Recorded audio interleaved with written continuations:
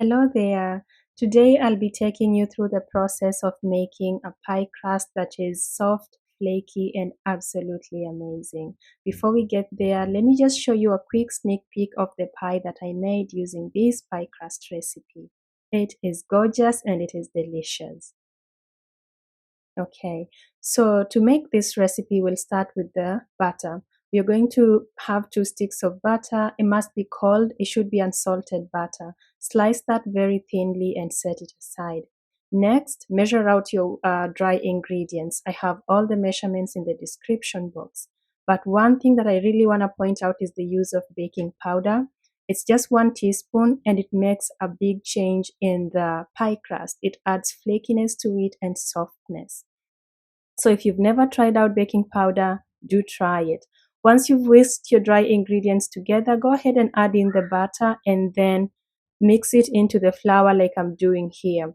Do not rub it in, but just incorporate it into the flour, separate any pieces that are clumped together, and your pie crust will be perfect. Don't rub it in.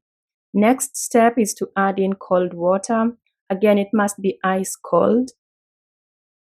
Go ahead and add water a little at a time and use a fork to mix it into the flour. You do not want to use your hands here because you might melt the butter prematurely and that will interfere with the texture of the pie crust.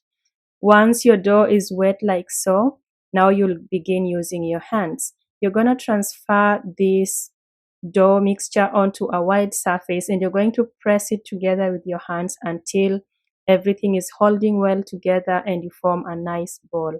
But no kneading, just pressing. And I'll show you that here.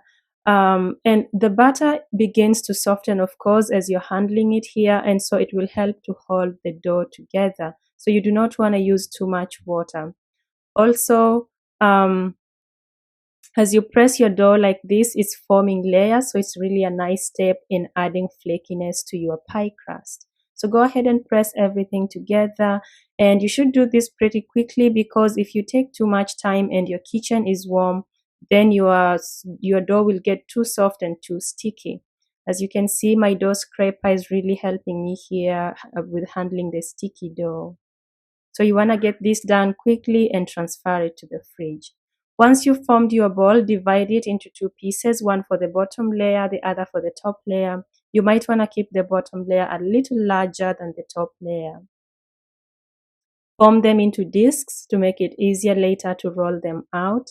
And then once you have your discs ready, you will wrap each individually in the cling wrap and sprinkle some flour on there to minimize stickiness, and it should make your work easier later. So the dough must go into the fridge for some time before you can use it. It allows it to relax, to absorb the moisture better so that you have a good pie crust.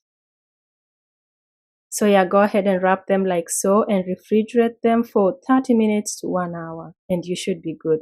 Now, before you go, I want to show you very quickly how I made my pie. So if you don't mind, stay around and I'll show you. So just roll out your pie crust like so, and then you're going to lay it on your tray. By the way, I have the full recipe linked here, but I'm just giving you a quick overview. But if you want to watch the full recipe, go ahead and check out my linked video.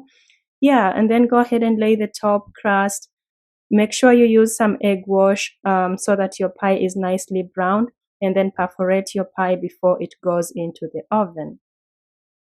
Go ahead and bake your pie, and there you go. It is ready. Absolutely gorgeous, and it tastes amazing. Let me show you again. That is our pie crust. It breaks easily. It is very soft, very flaky, and I think baking powder is the magic ingredient here. Also, please do check out my books before you go away. They are nice books and I'd appreciate your support. That is the end of this video. I hope to see you in another one. Bye bye.